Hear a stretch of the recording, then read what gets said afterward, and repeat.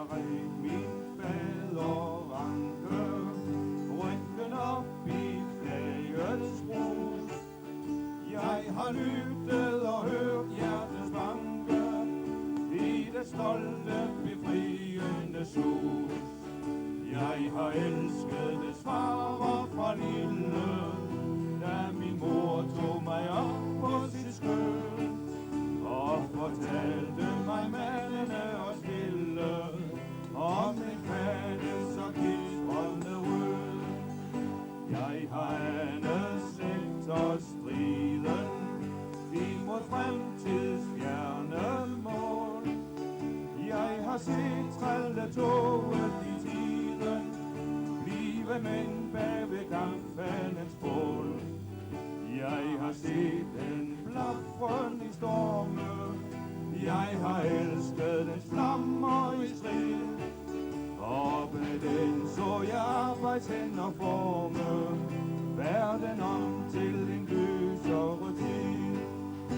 Det er slidets knægters fane over fronten hvid og bred. Den skal ungdommen ilde og mande, den skal knuse ved grænsernes led. Den var forrest i fredelig færden, den var forrest i stormklokkens glimt. Den er fanen, der favner hele verden, i dens folder er fremtiden gemt. På kommunalboligsudvalgets udvalgs vegne vil jeg gerne have lov til at byde jer velkommen her til denne 1. maj. Særlig velkommen til SID, Socialdemokratiet, Socialistisk Folkeparti. Jeg håber og ønsker, at vi får en rigtig god 1. maj. Mødeleder bliver i år Gert Mortensen. Værsgo, Gert. Når jeg skal byde velkommen til den første politiske taler, så er det med lidt vemod, fordi Bent Norman Olsen har jo publiceret, at han flytter fra kommunen her. Han vil tættere på noget vand, og det kan jo være en god ting. Men det er vi selvfølgelig kede af, så derfor har man i kommunalpolitisk udvalg været fuldstændig enige i, at man ville invitere Bent Norman Olsen til at sige nogle politiske, faglige ord her, ud fra det kæmpe arbejde, der har været lavet her for området i en lang række år, både i byråd og amtsråd. Så jeg håber, at jeg sammen med jer kan glæde mig over at byde velkommen til Bent Norman Olsen. Mikrofonen er din, Bent. Tak for invitationen til at tale her i dag på traditionernes, solidaritetens og arbejderbevægelsens festdag. Den politiske verden er i stadig bevægelse. Mange ønsker forandringer, men de færreste ønsker at være en del af noget ukendt. Ordene har været forskellige. Tilpasninger, justeringer, reduktioner, besparelser, revisioner. Ja, jeg kan blive ved. Men hensigten er til stadighed den samme. Udgifter og indtægter skal være i balance. Det gælder i den offentlige virksomhed, og det gælder såmænd også i vores privatøkonomi.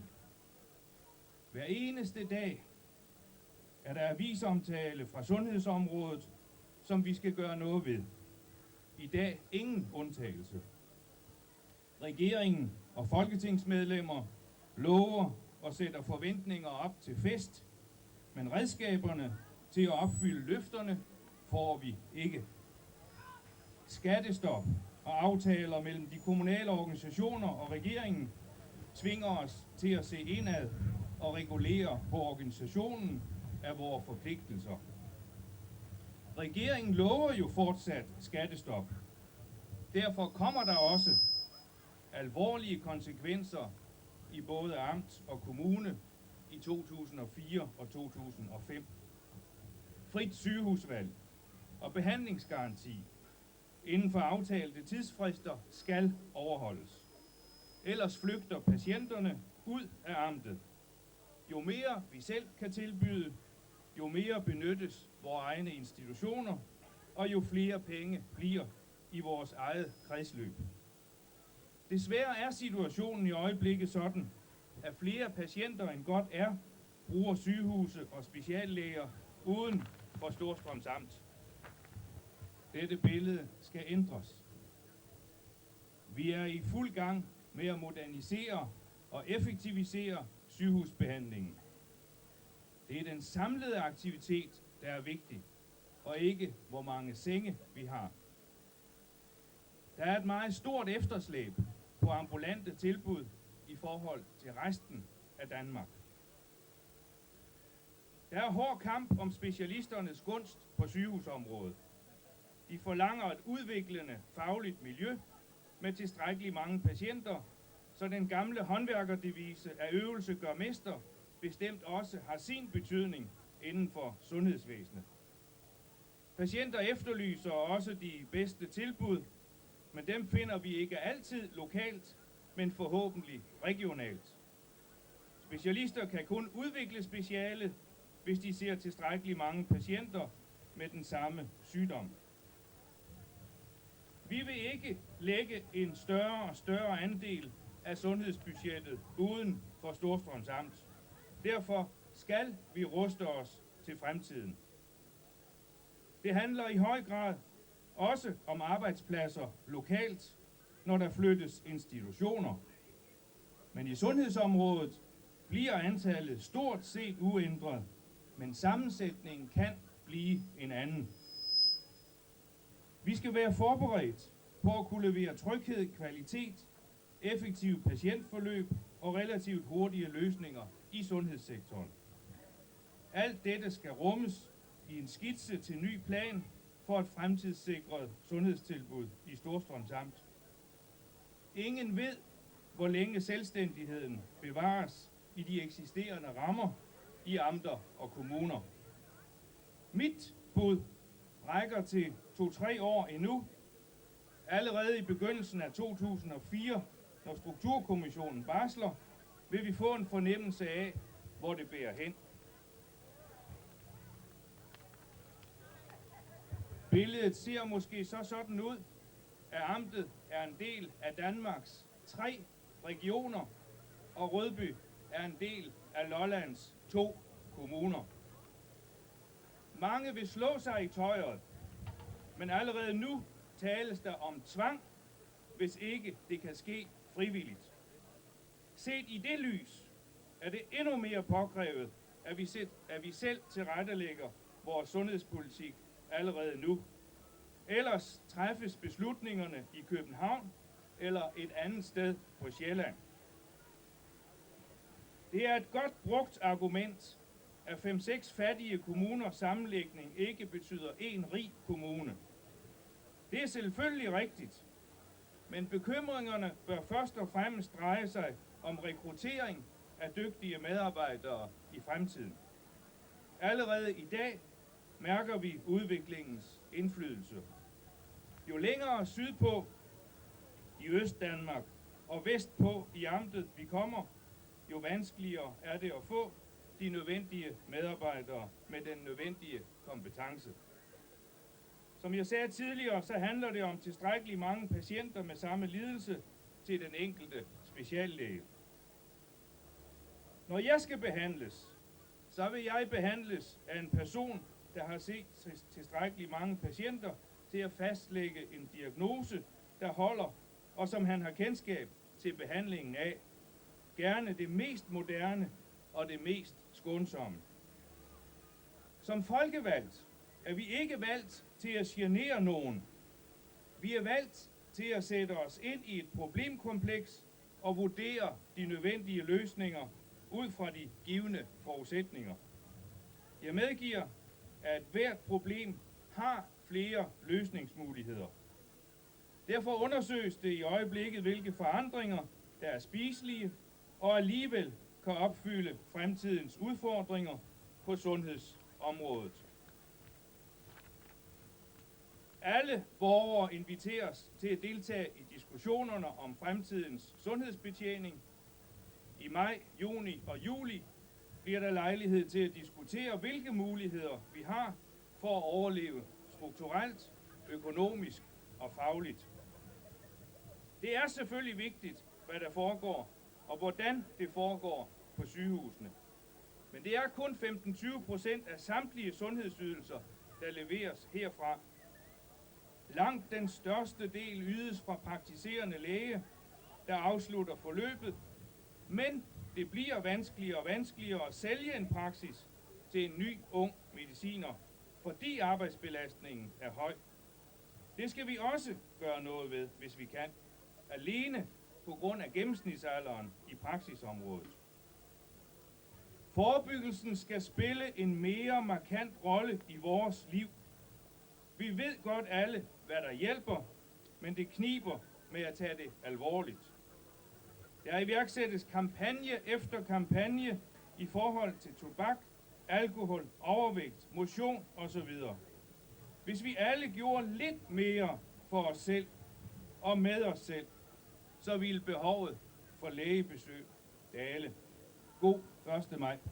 Hvor krig, sult, udbytning af fattige lande og kampe mod hensynsløse diktatorer sætter dagsordenen, så giver det en særlig mening at markere 1. maj og udtrykke solidaritet med undertrykte, de fattige og alle de, der lider nød.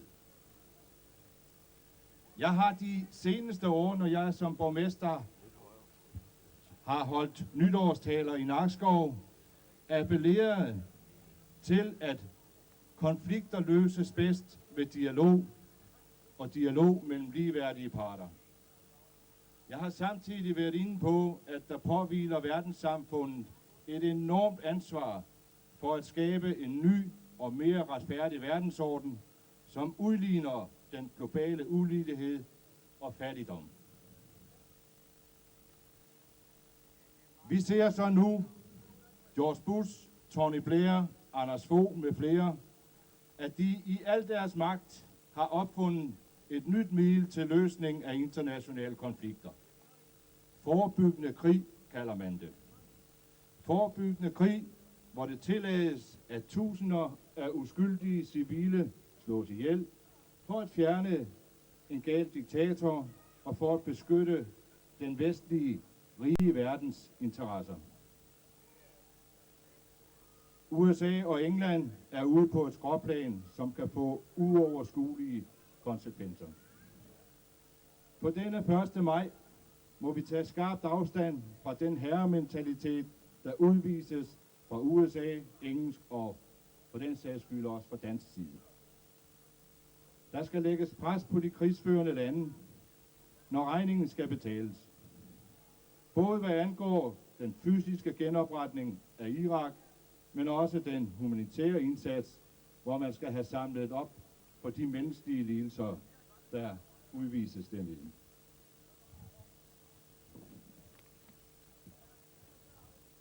Men specielt skal der gøres en indsats, når det drejer sig om at forme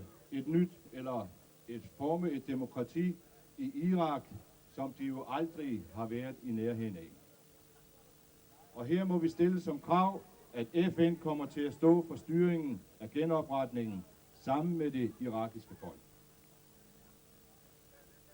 Herhjemme blæser der en kold, liberalistisk, centralistisk og egoistisk vind hen over landet. Landet er præget af individuelle løsninger i stedet for fællesskab. Den udvikling ledes af en regering, hvor det bærende parti Venstre for år tilbage havde nogle meget sympatiske idéer om nærhed og decentralisering. De udvikler nu et samfund i en mere og mere centralistisk og kold og egoistisk retning.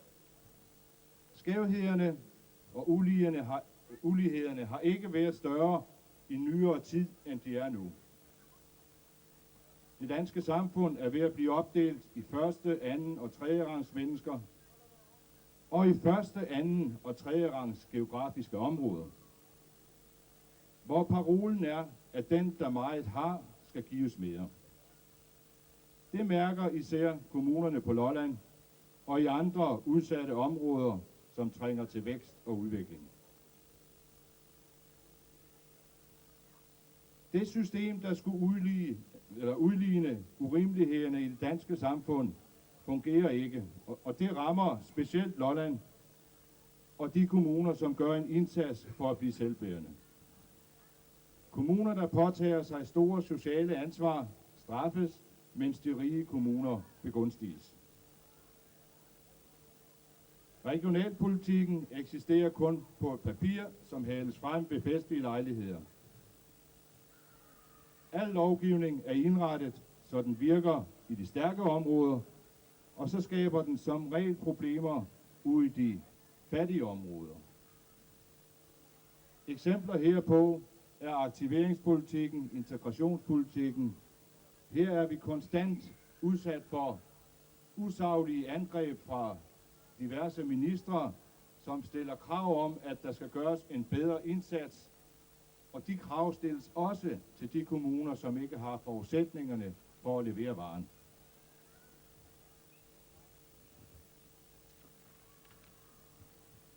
Vi ser, at statslige investeringer og arbejdspladser går udenom Lolland Falster.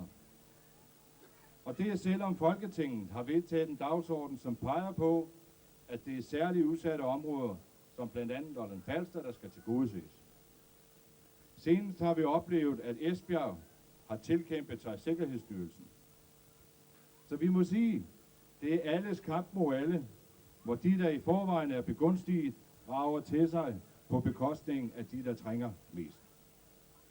Der er derfor god grund til at bruge 1. maj-mødet til at appellere til større solidaritet, sammenhold og forpligtende fællesskab. Det sidste bliver der især brug for på Lolland. Nu var kommunerne midt i deres store bestræbelser for at skabe øget vækst, udvikling og arbejdspladser, igen skal ud i en ny, helt urimelig kamp for at fastholde en sygehusstruktur. En sygehusstruktur, som er helt nødvendig for at vores udviklingsprojekt skal lykkes. Det ser ud til, at nogen i Amtsrådet har valgt at spille med på centraliseringsbølgen.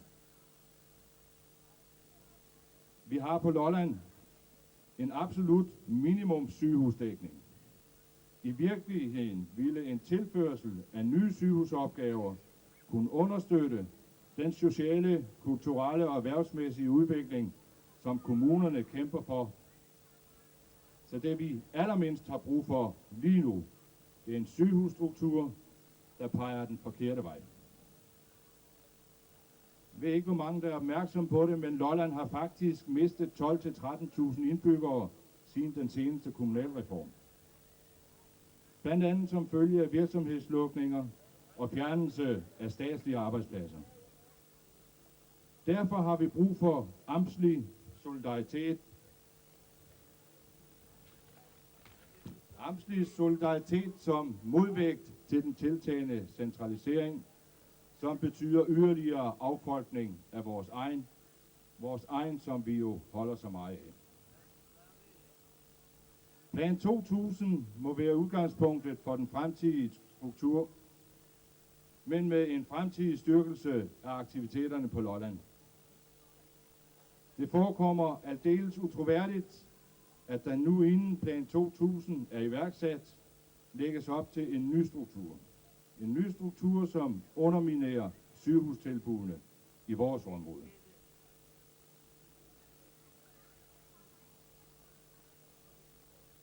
Og som samtidig vil betyde, at vores bestræbelser på at skabe flere arbejdspladser umuliggøres, og vi må fastholde, at hvis Lolland yderligere skal udvikles, så skal der tænkes i sammenhængen.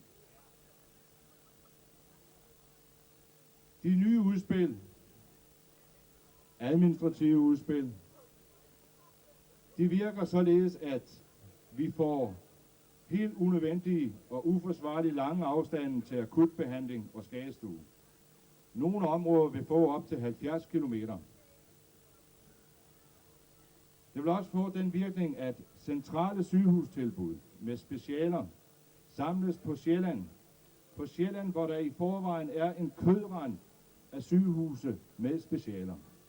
Man dræner altså udkantsområderne for livsvigtige, nødvendige sygehustilbud og trækker dem nærmere ind til hovedstaden, hvor der i forvejen er en overdækning af sygehuse. Det synes jeg ikke, at udkantsområderne skal finde sig i, og derfor så skal der kaldes til kamp. Både Nakskov og Maribo sygehuse leverer fremragende sygehusarbejde, som er med til at sikre trygheden hos de virksomheder og de borgere, som vil bo i området. Og så skal vi jo være enige med hinanden om, at tryghed og beredskab koster penge.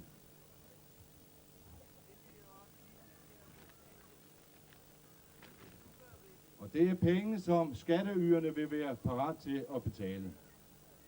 Og det gælder både, når vi snakker politiberedskab, retskredse, dommerembeder, brand- og redningsberedskaber, men især sygehusberedskaber og akutberedskaber vil man gerne være med til at betale for. Et aktivt lokalområde kan ikke fungere uden de ressourcer, der ligger i disse beredskaber. Hvis ikke de findes, så vil ingen bo her, og ingen vil drive deres erhverv her. Der er derfor al mulig grund til på denne 1. maj at kalde til kamp for den fortsatte udvikling af Lolland. Kamp for vores sygehuse, kamp imod den fortsatte egoisme og centralisme. Klassekampen er ikke død. Den foregår i dag blot på en helt ny måde. I dag er det C-holdet mod A-holdet, eller de underprivilegerede mod den nye magtelite af veluddannede, for hvem personlig karriere og egen vinding sættes over fællesskabsinteresser. De, der skaber de strukturer, som skævvrider Danmark og skaber en ulighed ud over alle grænser. De, der kun tænker snæversyn i økonomi og plejer egne interesser. Så der er fortsat meget at kæmpe for. Der er især brug for flere, der vil fællesskabet, og som vil kæmpe for forbedringer for de underprivilegerede. Fortsat god kamp og fortsat god 1. maj.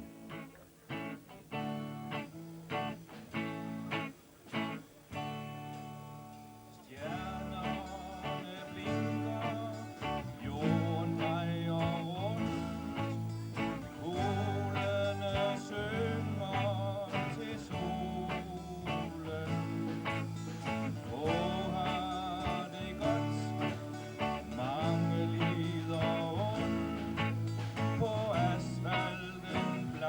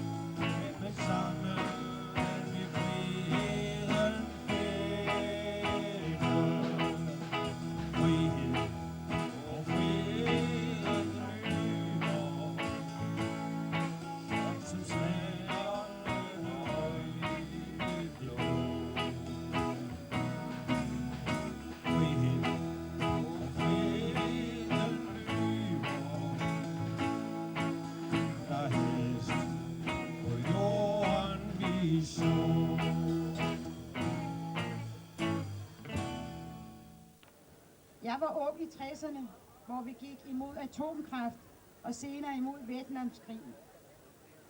Så på en eller anden måde synes jeg ikke, det er lykkedes at få en fredelig verden. Og i dag er jeg bekymret for mine børn og børnebørn. Jeg er selv i den situation, at jeg har haft en søn, der har været 6 gange udstationeret i det tidligere Jugoslavien, og jeg har en søn, der sejler som maskinmester i krigszonerne. Og jeg er ikke den eneste forælder her i dag, der må se en søn eller datter tage afsted. Netop nu er et nyt hold af unge danskere på vej til en ny mission som såkaldte fredsvagter i Irak. Jeg ønsker dem alle held og lykke på deres færd, og alle må komme vel hjem. I Danmark må vi leve med en borgerlig regering, som er meget begejstret for USA's borgerlige regering, og det bliver den jo ikke meget bedre af. Vores beskæftigelsesminister, Claus Hjort Frederiksens korstog imod fagforeningerne og vores ret til efter mange års kamp at organisere os, virker som et had på alt, hvad vi har kæmpet os til. Jeg har den klare tro, at hvis ikke fagforeningerne på arbejdspladsen med deres tillidsrepræsentanter og et klart aftalesystem var der, ville dagligdagen for både medarbejdere og ledelse være en meget besværlig størrelse og give meget uro. Vi har desværre set en stigning i arbejdsløsheden i første kvartal af år 2003, og det er SID'er og HK'er, der topper listen. Det vil sige, at det er de lavest lønnede, der endnu engang er blevet arbejdsløse. Regeringen taler gerne og længe om det såkaldte grå guld, og om, at de skal blive længere på arbejdsmarkedet, og at efterlønnen er for dyr. Men det er stadig de ældre medarbejdere, der bliver fyret, og her er staten den største skurk. Regeringen har i samarbejde med Dansk Folkeparti lavet en finanslov, der efter sigende skulle give os en skattelettelse, som næsten ikke er til at få øje på, men som har betydet, at der skal spares på alle områder inden for det offentlige, og igen flere arbejdsløse. Jeg for min del vil hellere betale de få skattekroner mere, og så få et velfungerende velfærdssamfund, hvor vi også har råd til at behandle børn, ældre og syge på en ordentlig og værdig måde, og ikke som i dag, hvor alle områder bliver mere og mere udsultet. Men en regering lever jo ikke evigt.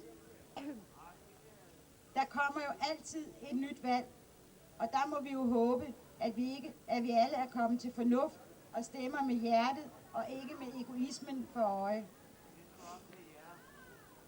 Som medarbejder på Sønderjyllands største arbejdsplads, Scandlines, ved jeg, hvad jeg taler om. Men der er også solstrålehistorier indimellem. Scandlines har lige i samarbejde med AF, AMU, Lollands Handelsskole og Levnedsmiddelskolen i Nykøbing ansat ca. 60 medarbejdere, som først skal gennemgå en 6 ugers uddannelse som sommerferieafløser, men som forhåbentlig bliver faste medarbejdere. I hvert fald er der 60 mennesker, der får et 6 ugers kursus, så man kan komme videre her i livet. Og det er jo ikke så ringe endda. Jeg ønsker jer alle sammen en rigtig god 1. maj. Jeg kunne godt tænke mig i dag at fokusere på samfundet, set fra vores øjne. Hvad gør samfundet for os? Ja, vi skal måske i stedet vende spørgsmål om og spørge, hvad gør vi for samfundet? Vi forsøger at uddanne os til de jobs, der er brug for, men samfundet modarbejder os. SU for eksempel. På de videregående uddannelser bliver de studerende nødt til at tage bijob, og deres engagement i studierne bliver derved formindsket, grundet den ustandsige nedskæring på SU. Også angående boligsituationerne er der problemer for de studerende. Og dem, der ikke er så heldige at have for eksempel et par støttende forældre, ender i værste fald på gaden. Spørgsmålet om Danmarks integrationspolitik dukker samtidig op, når vi snakker unge. Hver dag er blade og aviser fyldt med skrækkelige historier om voldtægt og overfald. Dog er der næsten altid dobbelt fokus på anden generations indvandrerne og deres forbrydelser. Danmark er på godt og ondt et multikulturelt samfund. Valget af integrationspolitik og prioriteringer i dag afgør, om vi i morgen lever i et solidarisk, multikulturelt præget fællesskab, eller i et samfund præget af etnisk oprindelse. Er vores krav til indvandrerne ikke urimelige, når man tænker på de danske kolonier rundt om i verden, der stadig bevarer deres danskhed, selv efter flere hundrede år? De får fløjet dansklærer til deres børn og lever, som hvis de var i Danmark. Bør vores forventninger til andre ikke være lig med dem, vi har til os selv? Vores regering er fuld af gode idéer og løfter. Med store armbevægelser får de overbevist os om, at for eksempel barselsorlov på 1 år er det bedste, der kunne ske. I mellemtiden glemmer de at informere os om, at kun for dem med pengene i orden, er det en god idé. Da det kun er de cirka første 14 uger, der er lønnet. Resten af året kører på dagpenge. Med et lille barns krav kan økonomien hurtigt blive anstrengende. Og nu vi er i børnenes verden. Efter barselsorlovene synes regeringen, at forældrene rigtig skal forkæles. Den byrde, det er at have et barn, skal lettes fra de stakkels forældres skuldre med en statsopdragelse. Kan det være rigtigt, at pædagogerne skal til at opdrage de børn, som forældrene selv har valgt at få? Er børnene bare blevet et statussymbol i vores samfund? Vores regering har valgt, at Danmark skulle være en del af Irak-krigen. Ved at støtte USA og være en del af dette kaos, forpligter vi os så ikke derved til at føre krigen videre til de lande omkring Irak, der lider af den samme form for kaos. Har vi råd til sådan en forpligtelse? Skulle vi i stedet ikke støtte opbygningen af disse lande? Politik er en indviklet sag, og de, som sidder i toppen, skal huske, at når de svarer ja eller nej, er det for hele landet. Denne gang ser det desværre ud til, at de danske borgere har valgt en flok spritbilister til at køre bussen. Og det er jo almindeligvis farligt med et fjol til chauffør. Lad mig slutte denne 1. maj med et ønske om, at I voksne bliver bedre til at høre efter os unge og tage os med på råd, når det gælder vores fremtid. Glædelig 1. maj. Det var flot. Lad os høre.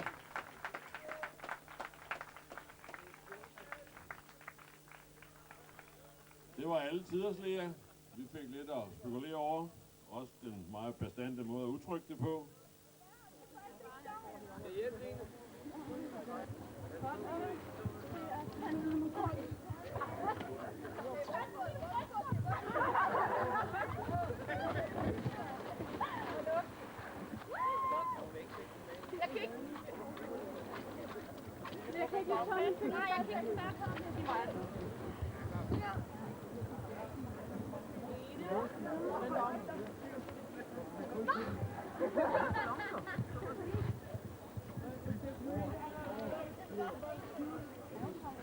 Skal de have noget mere luft?